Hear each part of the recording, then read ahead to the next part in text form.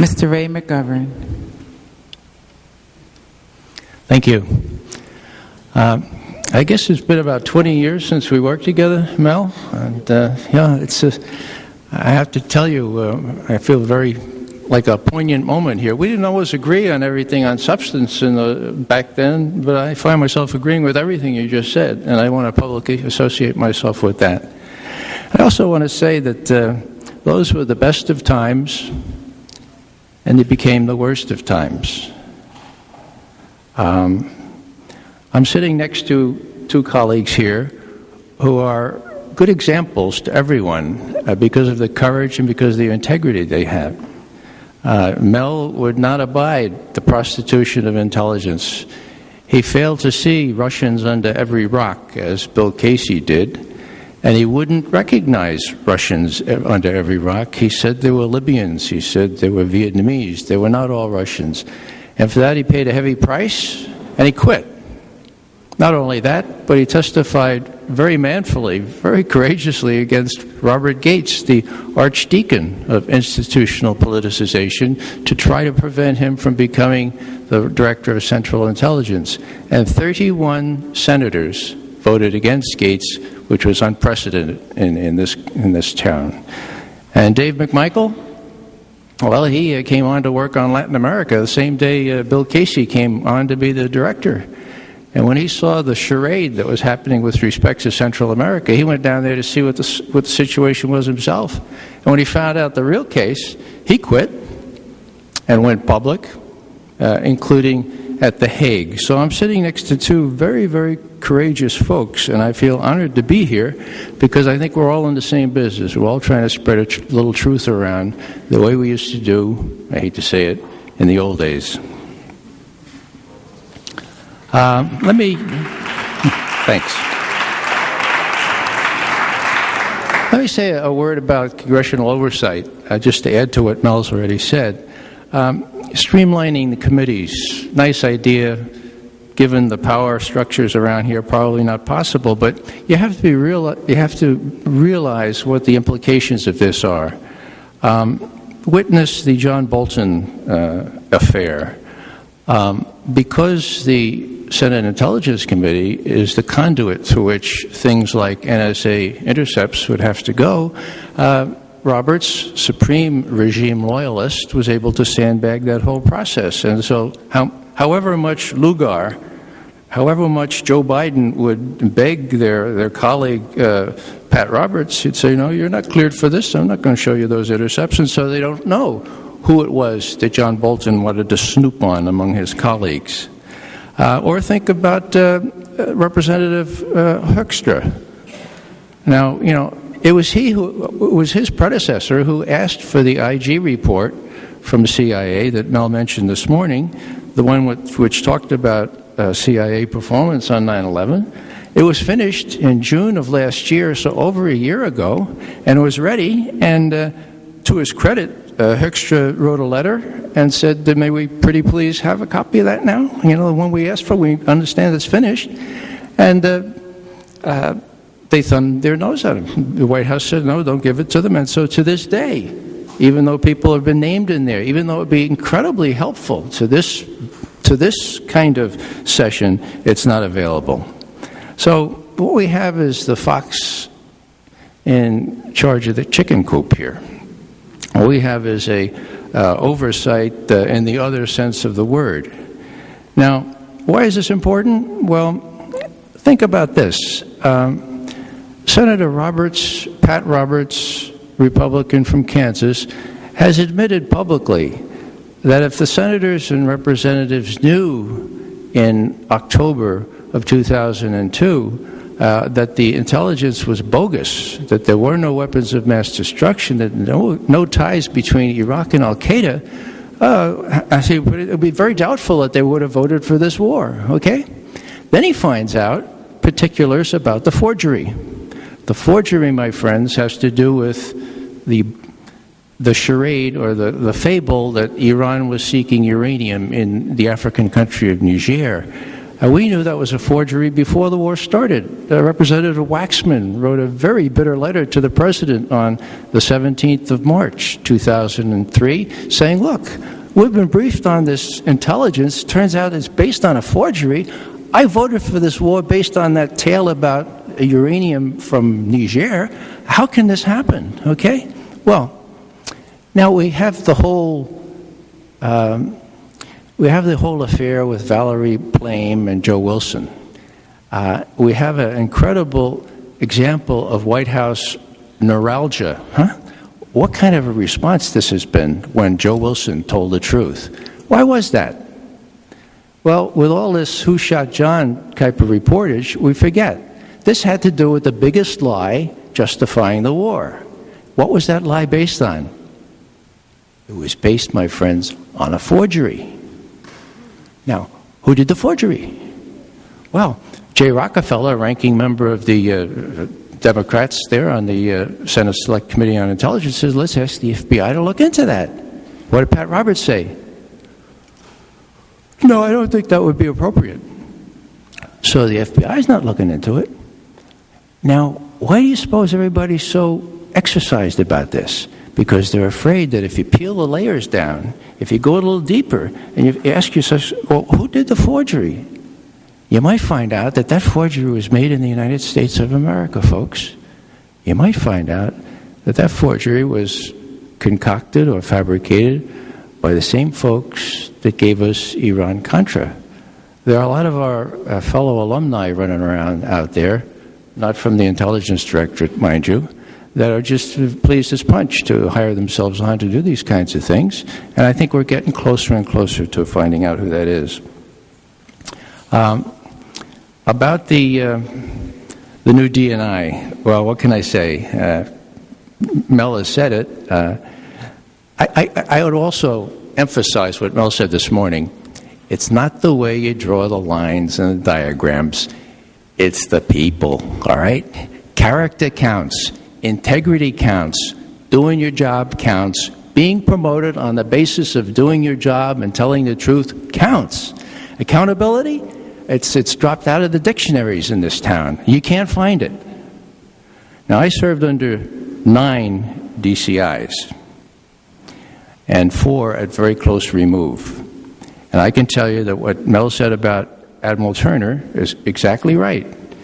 He said to the president, look, I'm supposed to be head of this whole community, and I don't have the authority. I'm a military man, and I'm very reluctant to accept responsibility without having the necessary authority. And Jimmy Carter said, no problem, I'll do an executive order for you. He did. Stan Turner was not loath to knock noses around, so if the FBI was not sharing information with him, he'd go to the Oval Office and say, Mr. President, would you please call the director of the FBI and have him share what I need, or else I can't be your principal intelligence advisor. So I've seen the system work. And more relevant to today's proceedings, I had the good fortune to be with Stan Turner, almost a year ago. Well, yeah, it was about 11 months ago, because it was about the 9/11 Commission report on the Lehrer report. And as we were waiting to go on, I said to Stan, why didn't you tell the Commission that you made the system work? And he said, oh, Ray, no, I didn't tell him. I said, well, Stan, you're no shrinking violet. Why didn't you? He said, no, Ray, you don't understand. They didn't want to talk to me. They didn't want to talk to me. Here's a very vigorous alumnus of this director of Central Intelligence Post around who made the system work, and no one, staff or members of that commission, saw fit to check with Stan Turner. It's just quite remarkable. So when I hear yesterday on the radio as I'm driving around this new head of the National Terrorist Information Center, what's it called? The NCTC? Yeah. And he's going through his confirmation proceedings, and Barbara Mikulski says, well, you know, it seems to me you all create a center. Whenever there's a problem, there's a new center. It's a center-centered environment you all live in. And he didn't handle that really well, because her following question was, well, how does this relate to the National Terrorist Center in the CIA, and how does it relate to the FBI? And he said, well, we're going to work that out. We're going to work that out. Let me come to an end. Well, what I would point out is that there are people around who have the experience to comment on these things. And sometimes they do it beside themselves. I mean, sometimes they just instinctively react. And Tom Ridge was such a person. Of all people, Tom Ridge. When he heard about this plan to have a national intelligence director sit on top of all this 15-agency bureaucracy and on top of the director of central intelligence, he said very quickly, you know, I don't think you need a czar. He told Fox News Channel, we already have one level of bureaucracy that we don't need. Now, who better to comment on that than Tom Ridge, who has given 180,000 people from 32 separate government agencies to sit on top of as a czar, okay? So he spoke truth despite himself. So did Slade Gordon. Now, someone mentioned him before. He was a member of the 9/11 Commission. And exactly a year ago, after the issuance of their report, I had been asked by BBC to go to their studios and talk on their TV. As I'm coming out, who's coming in but Slade Gordon and Jamie Gorelick? And I said hi, and Jamie went right in right into the studio. But I had a chance to talk with former Senator Gordon, and I took him aside and I said, Senator Gordon, you know that the DCI, the Director of Central Intelligence, already has all the authorities that he needs under the National Security Act 1947. All he has to do is have the president back him up. He can do the job. You know what? He put his arm around me. He said, yeah, I know, but this one won't use them. Won't use those authorities. And I was just about to say, well, and then Slade Gordon got invited into the BBC thing. I mean, what? So they're going to create a whole new superstructure because one fellow wouldn't use the authorities that were easily available to him, given the necessary presidential backing. Perhaps the best comment came from Bill Odom. Now, some of you know Bill. He was about as high as you can go in the Army intelligence. He headed up Army intelligence, and then he headed up the National Security Agency. He's a PhD, Soviet specialist, or Russian specialist now, I guess, very well respected around town. And he wrote a little op-ed in the Washington Post on August 1 of last year, just, 10 days after the release of the 9/11 report. And what he said was, no organizational design can hope to compensate for incompetent incumbents. Well, yeah, you can add sycophantic incumbents to incompetent, and that's a sad story to tell. Let me just very briefly mention that on June 23rd, 1972. Bob Haldeman and Richard Nixon are talking on tape. And what they're doing is they're talking about getting the CIA to obstruct the FBI's investigation of Watergate. Okay? June 23rd, did I say it was June 23rd? Okay, that's 6 days after Watergate. Okay? They're already at it. Now, as some of you will remember, they got Dick Walters, the deputy director for CIA, down there, and they told him that, we can make believe McCord really still works for the CIA. We can, you got to help us out here. We could finesse this thing. And so Dick Walters went back and talked to Richard Helms. Long story short, Helms says, "No, I don't think I'm going to do that." Now, Helms was motivated mostly by his all-consuming determination to protect the agency. And sometimes that worked not so well for the country. But in this time, it did work well for the country. And the reason I mention this is, what would happen now? What would happen now? Where would the president go? He'd go to Negroponte. What's different about Negroponte?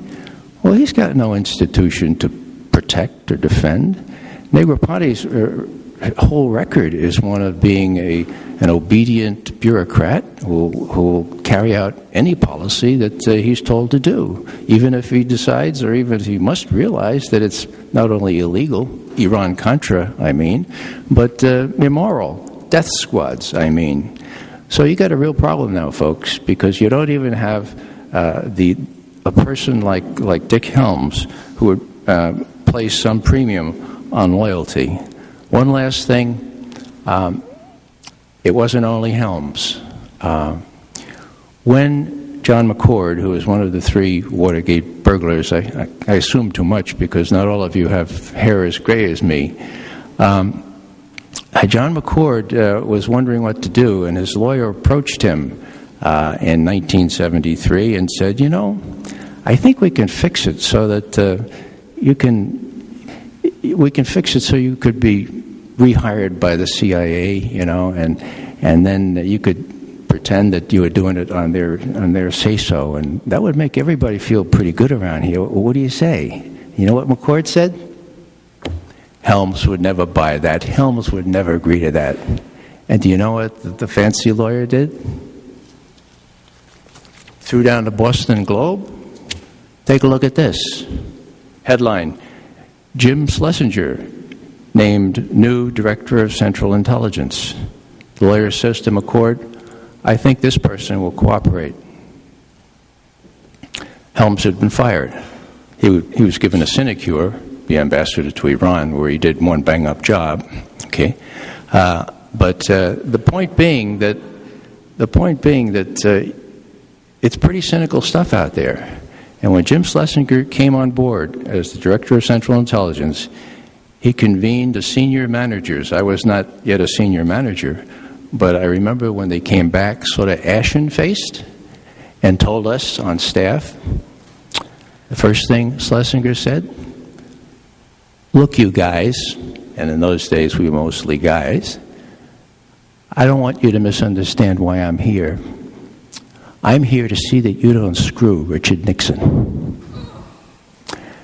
And I don't report to Henry Kissinger, as my predecessors would have, head of the National Security Council. I report to Bob Haldeman. And you think about that and go back, and we'll see if we can work together. So politicization, my friends, is not new. It depends on the person who is either willing or unwilling to be politicized. Now, I sit next to 3 here who are unwilling, have been unwilling to be politicized. People like Admiral Turner also fit that bill. We do have some good models. But with the new structure that has been invented here, well, all I can say again is Mel is exactly right. It's going to be easier and easier to politicize political intelligence judgments and intelligence operations with this new unnecessary structure. And I'll end there. Thank you very much.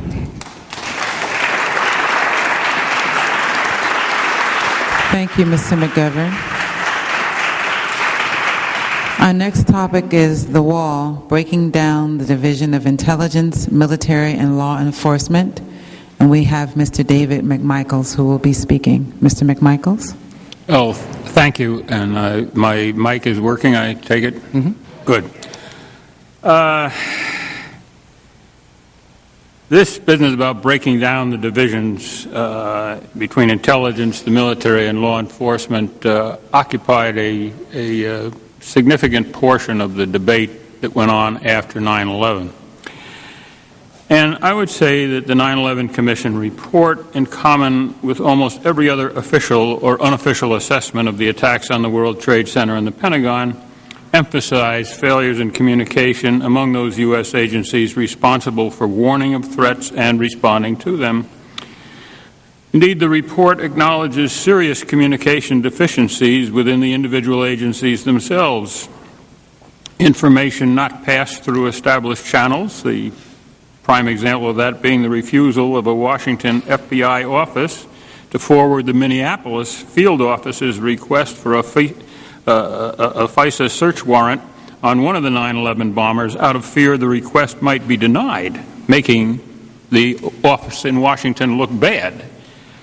That's bureaucracy in action, or inaction. CIA information on travel by al-Qaeda suspects was not passed on or shared with FBI or Immigration Service officials. North American Air Defense Command procedures on commercial flight path deviations simply were not followed, and questions about information exchange between the FAA and controllers in NORAD. Not surprisingly, the final section of the report, which is titled How to Do It, stresses the necessity, in order to defeat or forestall any future terrorist attacks, of reorganizing the country's national security apparatus, placing it under a central command, giving it more power to surveil and to react preventively against real or suspected threats. No nail files on commercial flights, please. And very significantly, to eliminate the alleged legal or policy regulations that had supposedly prohibited communications between the intelligence agencies, read there CIA, law enforcement, read FBI, and the military forces. Now, the immediate government reaction, long before the filing of any reports, such as that of the 9/11 Commission, which we are discussing today, or that of the Senate Select Committee on Intelligence of July 9th of 2004, or this year's Presidential Commission headed by former Senator Robb and Judge Silberman, was to present to an eager Congress, I would say, the so-called Patriot Act, which seemingly erased all legal barriers to investigation and prosecution of all possible threats to national security. I'll say here, having said national security, that is that still legally undefined term introduced into the American vocabulary back in 1947, when the determination to forestall any new Pearl Harbors unified, sort of, the armed services and created our first national foreign intelligence agency, the CIA. Now, it's instructive, I think, to revisit the debate that went on over the 1947 Act, both in Congress and nationally. The questions faced were very similar to those we're discussing today. Why had Pearl Harbor happened? Why had the information held, because we had broken the Japanese codes, by the Chief of Naval Operations not been passed to the fleet commanders in Hawaii? Why had those commanders not acted appropriately on the information they did get? And the debate on all this still goes on. In any event, it was largely accepted that the failure had been systemic, and so the answer was systemic change. Moreover, even though we had won the war, the menace of the Axis was replaced almost immediately by that of the Soviet communists, and the Cold War era that would define our lives for the next half century had begun. Now, when, as I say, we revisit that debate, many of us here would be surprised, I think, to find that the major congressional opposition to the proposed changes was from traditional conservative Republicans, many from the Midwest, who remained basically isolationist and looked askance at the creation of the national security state and had particular concerns about something so un-American as a national foreign intelligence service. Indeed, one of the most formidable opponents of the CIA was J. Edgar Hoover, who feared that the new intelligence agency would take over his turf, as indeed it did in Latin America. It should be noted, though, that the new law specifically prohibited the CIA from carrying out any domestic intelligence activities nor having any law enforcement powers. Nevertheless, the opposition was overcome, largely because the then dominant East Coast Republican establishment, symbolized by John Foster Dulles and his brother Alan, who were to become respectively Secretary of State and CIA Director in the Eisenhower administration, was as internationalist and actively anti-Soviet as the Democratic Party, symbolized by Harry Truman's Secretary of State, Dean Acheson. I will do an aside here to say one of the to be interesting historical notes here, that Dean Acheson, as he described and elaborated the new Soviet menace, used the analogy with the rise of Islam in the 8th and 9th century, which had threatened Europe. So as we see the Red Menace morph into the Islamic menace again, We see a foreshadowing of it even there.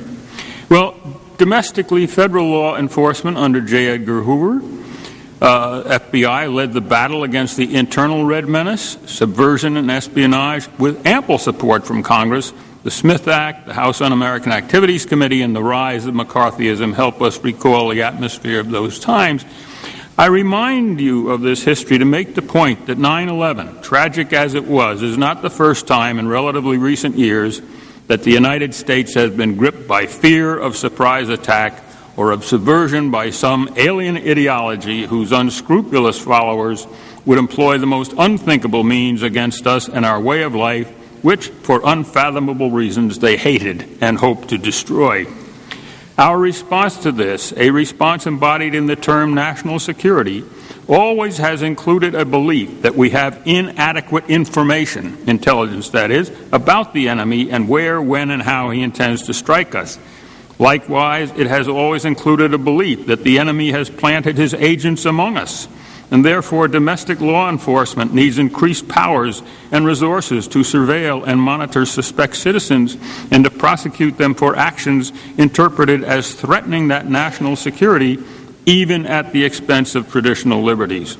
To a somewhat lesser degree, but not unimportantly, the response usually includes an enhanced role for the military, either in the often clandestine conduct of domestic intelligence activities or in direct activities that many observers argue violate the posse comitatus laws prohibiting use of the military for domestic law enforcement. The line between police and military grows increasingly blurred, as all one has to do is look at police SWAT teams dressed in military field gear and toting heavy weaponry supplied by the Pentagon, routinely employing military tactics. The symbol for this, I guess, is the assault a dozen or so years ago against the Branch Davidian compound in Waco, Texas. By the same token, the sense of imminent, even if hard to demonstrate, threat has been used over this period to justify so-called covert operations carried out in other countries, principally by the CIA, but increasingly in recent years by special units of the armed forces. More and more, the fig leaf of plausible deniability employed in such operations has been dropped as we claim the right to intervene militarily and politically in other countries on grounds of imminent threat to ourselves or others, or even, as now, to advance democracy, the absence of which in some other state we can interpret as itself a threat to our own political system. Now let me conclude quickly here by emphasizing that for those even slightly familiar with the current intelligence reform proposals, there is a more than vague sense of, to use Yogi Berra's immortal phrase, deja vu all over again. There has been a failure. Pearl Harbor, the unpredicted Soviet development of the atomic bomb, the Chinese Communist victory in 1949, remember who lost China? The equally unpredicted North Korean invasion in 1950, the Bay of Pigs failure, Vietnam, the overthrow of the Shah in 1978, and of Somoza in Nicaragua a year later, both these last events not only unpredicted, but confidently declared by our intelligence estimates as impossible, or a scandal. And Iran-Contra comes to mind inevitably here, and some others in the 1970s. What happens next? A commission will be appointed, usually by the executive, but post-Vietnam, often by the Congress. We recall the Hoover Commission in the 1950s, the Church and Pike Commissions of the 1970s, and the Iran-Contra Joint Congressional Committee in the 1980s. Often forgotten are the Senate hearings of 1992, which tried to learn how we were so unprepared for Iraq's invasion of Kuwait, and led, among other things, to the late Senator Moynihan's very serious proposal for doing away with the CIA altogether, and Senator Arlen Specter's repeated and now accepted idea that the posts of National Director of Intelligence and Director of the CIA be separated. The committee, we're talking of this generic committee here, will labor long and hard and recommend inevitably that the agencies concerned coordinate their activities better and share their information. Depending on the era, if it's post-attack, or post-scandal is what determines this. The recommendations will either call for more or less executive branch independence in using the intelligence system, usually with reference to the conduct of covert operations, or for more or less congressional oversight and control of intelligence. Attention inevitably is called to the need for better qualified officers, particularly in the area of language skills in the intelligence services. And again, depending on the era, there will be calls either for more openness, the matter of publishing the amount of the intelligence, total intelligence appropriation is one, or for less.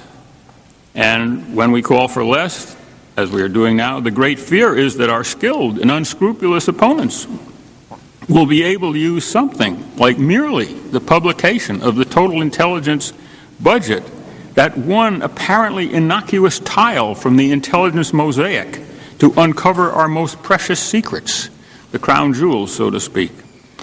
Now, I will close now with a dated but still useful reference and a quotation, which is also dated but also useful. The reference I have here is the Congressional Research Service report of August 15, 1988, post-Iran-Contra here, or during Iran-Contra, on intelligence reform, recent histories and proposals. I think it's very worth reading this relatively brief report to see how frequently these issues are revisited and what the results are. Now, the quote I want to give you is from a book written by a very interesting man, now deceased, Arthur Macy Cox, who was George Kennan's principal assistant when George Kennan, post-World War II, was the headed the State Department's planning office. Arthur Macy Cox went on to have a very distinguished career in government, including service in the CIA, and I had several lengthy discussions with him back in the early 1990s. His book is called The Myths of National Security, The Peril of Secret Government. It was published by Beacon Press in 1975. I will not be lengthy in these quotes, I hope. He wrote then, in the midst of Watergate, the political demise of Richard Nixon was devastating evidence of a national illness that has pervaded our society for years. But the first presidential resignation in our history did not arrest the disease. It merely focused attention on the need for a cure. The corruption of Watergate was a symptom of a larger malaise resulting from the use of the big lie technique to deceive the American people. Countless lies perpetrated under cover of a vast system of executive secrecy justified on grounds of protecting our national security. Unless we understand how this happened, we will not be able to restore our political, restore our democracy to health. So despite, he goes on, he says, the drafters of the Constitution provided us with an ingenious system of government based on machinery to check and balance the use of power, but they did not anticipate the problem of secret government, nor has that problem been dealt with in subsequent constitutional amendments. Despite a lack of safeguards, a large consensus of the American public since World War II has granted to succeeding presidents extraordinary secret powers to protect the security of the nation.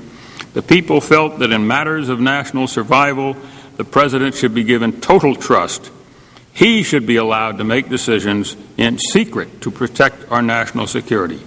But democracy and secrecy are incompatible, and it has now become clear that secret powers should never have been delegated without guarantees of accountability to the people's representatives in the Congress. I'll stop there, but the point is basic.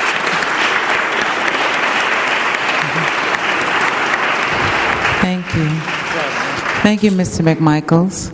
Our next topic is covert operations and increased intelligence budget, solution or cause, with John Nutter. Mr. Nutter? Thank you. I applaud all of you for lasting out this event. I know it's been some time, and I trust that if I'm brief, you'll applaud me too.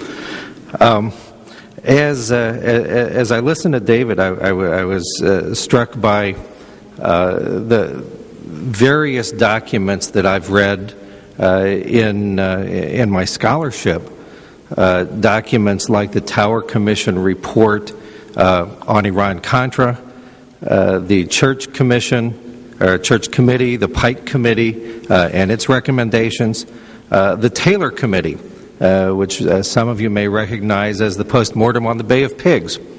I mention those because as I read the 9/11 Commission report, I was struck by an astonishing resemblance to a line from the movie Casablanca where Louis says,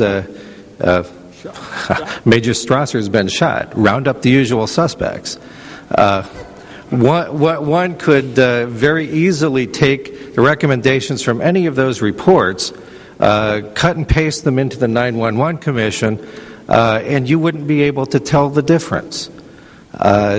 Periodically, this nation runs into a spectacular failure of some kind of intelligence operation and produces reports like these, and they frequently come out the same. I'd like to talk today briefly about just a couple of items, mainly focusing on the recommendations. And the two recommendations I'd like to talk about. One is a line from the 9/11 Commission report, which says, and I thought a wonderful piece of understatement, congressional oversight is dysfunctional. Dysfunctional is when your kids act up. I guess I'm here to suggest something maybe even in stronger terms than my colleagues here have suggested. I think congressional oversight is a fantasy. I do not believe that it is possible. I do not believe there is a way we can construct our institutions to protect us from the politicization of intelligence, the politicization of covert activities and covert operators. In the past, we have seen instances of the congressional oversight working, and we have to ask ourselves, why was that? That was because the people who were reporting to Congress were at that time honorable and honest men. They were law-abiding. Even when they didn't want to be, they abided by the law. You have to understand that when you ask a DCI or perhaps a Director of National Intelligence or whatever we're going to have in the future to report covert operations to Congress, you need to understand what's going on in their heads. Covert operation is supposed to be deniable. It's supposed to be something that you don't read about in the New York Times. It's supposed to be something that is protected by the doctrine of plausible deniability. Now, plausible deniability is kind of an interesting concept because you can actually read something about it in the writings of George Washington and the Federalist Papers. It goes back that far. Clearly, the founders understood that mechanisms like that might be useful, but their understanding of plausible deniability was that you conduct an operation in which you can't prove the United States was responsible. Over time, that doctrine changed. The concept of plausible deniability came to mean you can't prove the president knew about it. You can see that there's a wonderful discussion in the minutes of a National Security Council meeting from President Eisenhower's administration, where Eisenhower and Allen Dulles are discussing the idea of assassinating Patrice Lumumba from the Congo. Now, Eisenhower doesn't want to say kill him, and he never does. They fall back on euphemisms like, I wish he'd go away. How could we get rid of him? Which preserves for the president the notion that I just meant I wanted him voted out of office. Sure. We also have to understand that almost any mechanism we produce for congressional oversight requires a DCI to come clean. And as we've heard from the rest of the panel, you know what? There are two things that can influence that. One is that many of our high-level intelligence managers or directors have the capacity to omit or misrepresent things. Some of them, as Bill Casey did, had the ability to mumble so badly that you couldn't understand him anyway. But for most of them, if they're a political member of the government, as we seem to be moving toward, how are you going to expect them to come clean? And if they don't, what are you going to do about it? Even if they're not politically motivated, you also have to understand that someone like a DCI, a Director of Central Intelligence, sits at the top of a large institution. Anyone who sits at the top of a large institution has an interest in protecting that institution. As honorable as someone might choose to be, that's another motivation for not always telling everything that you really should. But more important than that, the question you have to ask when you come to oversight is where is the audit? If you as a DCI don't admit something to Congress, how are they going to find out about it? And of course, I think the answer today is probably CNN. But CNN isn't everywhere; it doesn't know everything.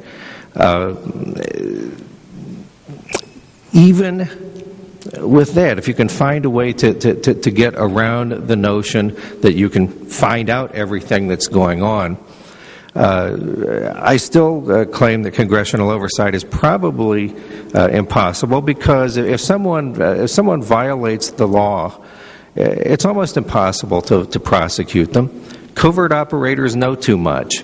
You know what? You bring them into court, and the first thing they do is begin filing discovery motions for deeply, deeply secret documents.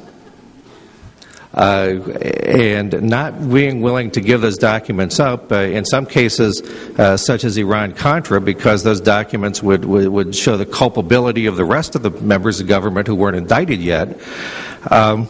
Those documents will never be produced. Even if the government is willing to produce those documents, you still have the ability of covert operators to, I love this phrase, a phrase that entered our jargon in the 1980s. Covert operators still have the ability to gray mail the government, to threaten to expose operations, personnel, that would be, at the very least, embarrassing to the government, if not cause deep political damage. And so my view is that congressional oversight remains this fantasy out there that we think we can accomplish. But, we've heard congressional oversight. We had it in the National Security Act of 1947. We've had it in the Church Commission. We've had it in the Tower Commission. Now we've got it in the 911 Commission. You know what? The answer in all of these commission reports always seems to be, let's do more of what we did. It didn't work, but let's do more of it. Okay. Let me talk just a minute or two about the other thing that happens with covert operations, and that is unintended consequences.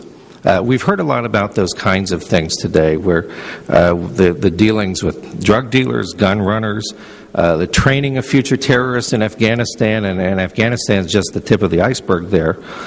If you're familiar with the history of covert action, you'll understand that even covert intervention in other countries, for example, Iran, just to choose one at random, often produces countries that really hate us.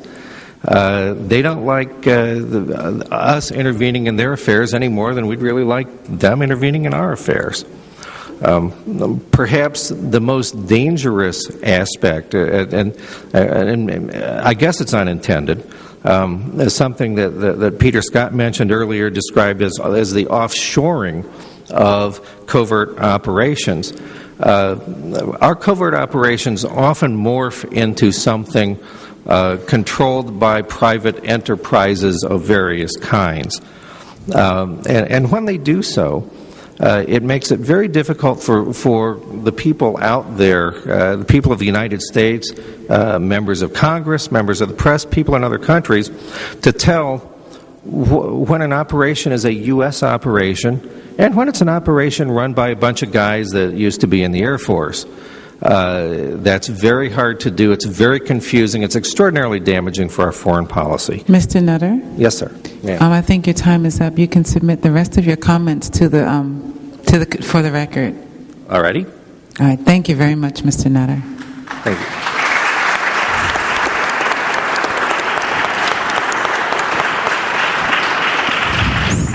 A few announcements. There will be a rally at Lafayette Park tomorrow at 11 a.m. where many of today's speakers can be heard again if you're interested in learning more information. We are currently listening to the congressional briefing entitled The 911 Commission Report 1 Year Later, A Citizen's Response, Did the Commission Get It Right? And it's convened by Congresswoman Cynthia McKinney. We mentioned, thank you. Secretly.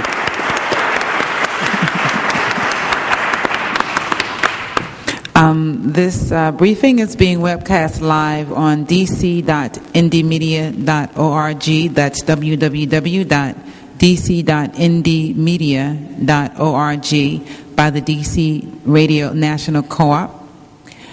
Also, we would ask those speakers who can, if they would submit their comments online to www.dc.ndmedia.org, and then people can read them there.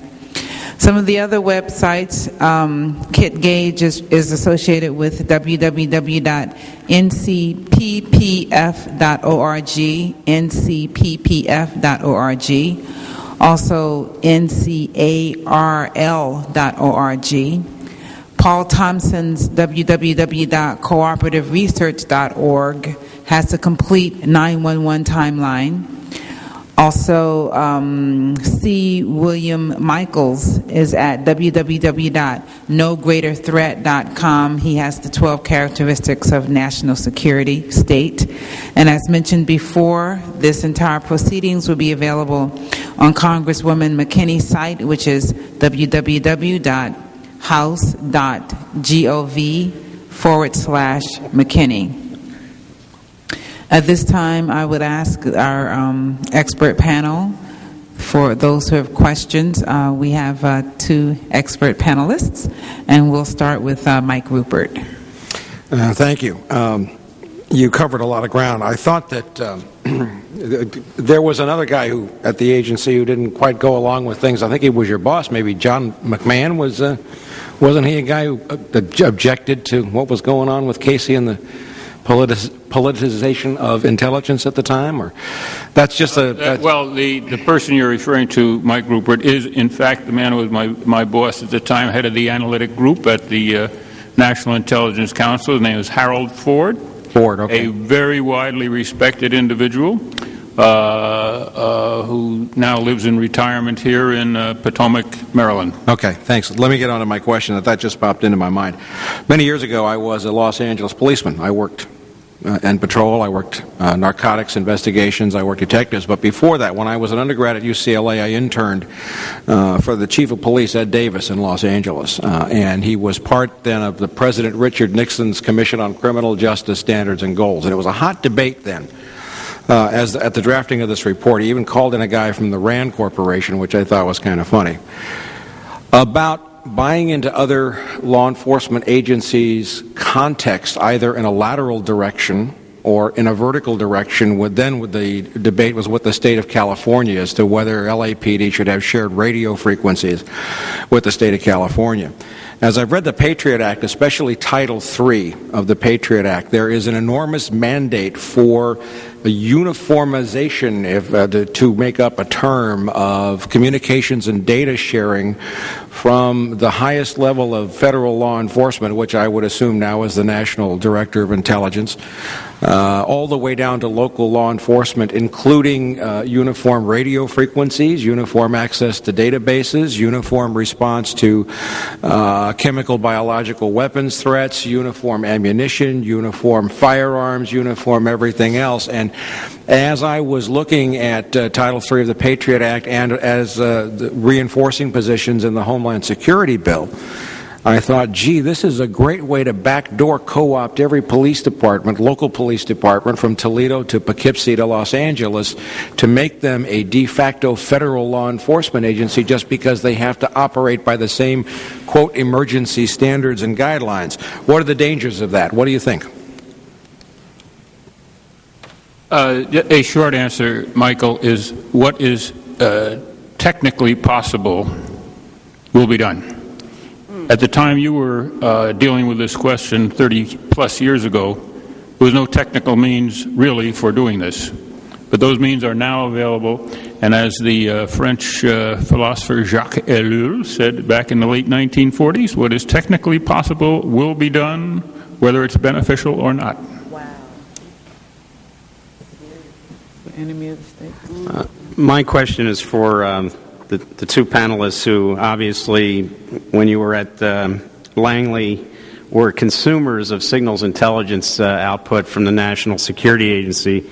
And I would be remiss if I didn't ask this question for the thousands and thousands of technicians, linguists, SIGINTers, ELINTers, military, civilian people serving here and abroad in the NSA whose agency is being systematically dismantled because of the policies of the man who is now Mr. Negroponte's deputy, General Michael Hayden, who was the longest-serving director of NSA, who instituted a program called Groundbreaker, which started to outsource to private companies, Beltway bandits, critical functions at NSA, and a signals intelligence modernization effort called Trailblazer, which he told the Congress, the Senate during his confirmation hearings, was late and over budget.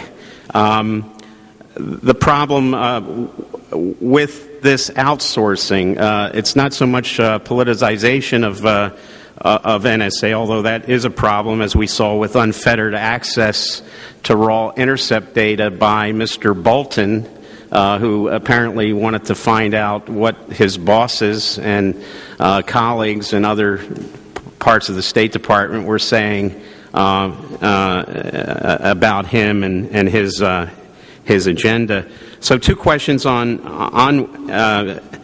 NSA. The problem is having private contractors now engineering follow-on new signals intelligence systems like Oceanarium, which is going to be the big mother lode of all that raw intercept data, which could be there for the picking from not only these contractors, but also by people like Mr. Bolton, who really have no need to know, other than the fact these people want to use raw intercept data for political purposes.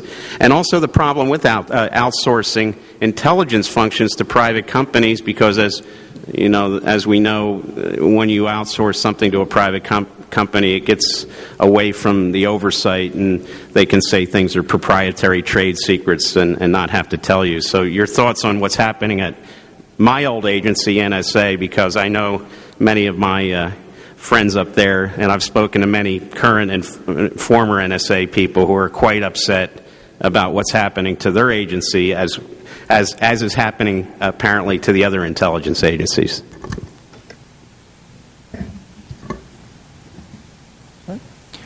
Wayne, I would start out by saying how valuable the information that you all served up to us has been over the years.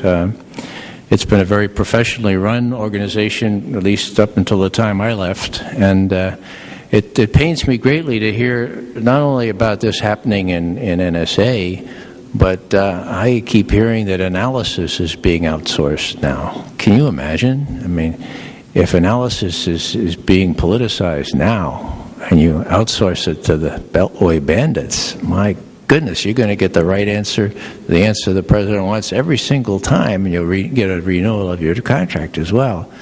So, yeah, it's a real problem, and the trends are not very hopeful. And what my friend Dave said about what's possible will be, that's driving a lot of this. And I'm going to reserve judgment on General Hayden because I really don't know. I've just observed a couple of troubling things so far, but nothing which would lead me to make any real judgments. But that's about all I can say on that. Dave, did you want to? No, I can barely use a computer.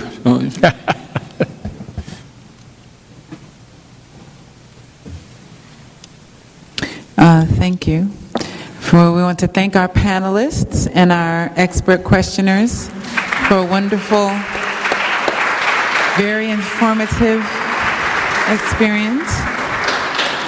Well, thank you very much. If I may, just because I was short before, but I neglected to finish a part of the quotation from Arthur Macy Cox, which I think is very relevant to everything we've been discussing today. Is the peril of inadequate accountability is intensified because the American public is often gullible, especially in matters of national security. And that, we could go on with many examples, but that's crucial to the argument that we hear so frequently. Our commander-in-chief said it, we got to do it. They can't be gullible if we get the word out. Yes. Big sea change in my experience has been that it used to be we had a free press in this country, and over the last 40 years that has really changed markedly, and so we have to be smart enough to use this technology, and it's available to us. Just have to be bright enough to get the word out despite the non-cooperation of the mainstream domesticated press. Thank you very much. I would just like to say, after we have heard all of the testimony that has been presented to us today, there is one thing that is very clear, and that is that we must know what our government is doing in our name. The American people have to inform themselves, despite the failure of the corporate press to investigate the information in the public domain that provides answers to our questions. But today is a very special day because we have brought truth to Capitol Hill today. We have brought information to Capitol Hill. No longer can the Congress say we don't know. Today's hearing consisted of the best and brightest minds who are experts in their fields. Whistleblowers, academics, scholars, family members, all here today to let Congress and the American people know the truth. I am thankful for all of this array of cameras that are here today because you will get the word out to the American people and let them know the truth. Today, the Cannon Caucus Room was a no-spin zone, but it is clear that we must now add another question, and that is, who are we and what are we becoming? I want to thank the millions of truth seekers, the panelists, the questioners, my staff, alternative media, C-SPAN, and most importantly, the voters of the 4th Congressional District of Georgia who made this day possible.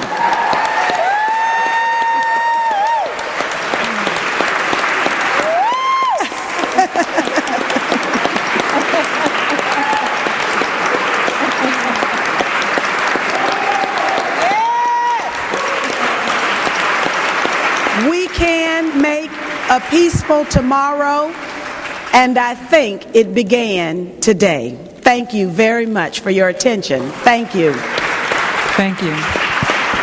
Thank you, Congresswoman McKinney. And I wanted us all to give one more acknowledgement of Congresswoman Cynthia McKinney for her courageous work in this and all areas. Thank you, Congresswoman McKinney.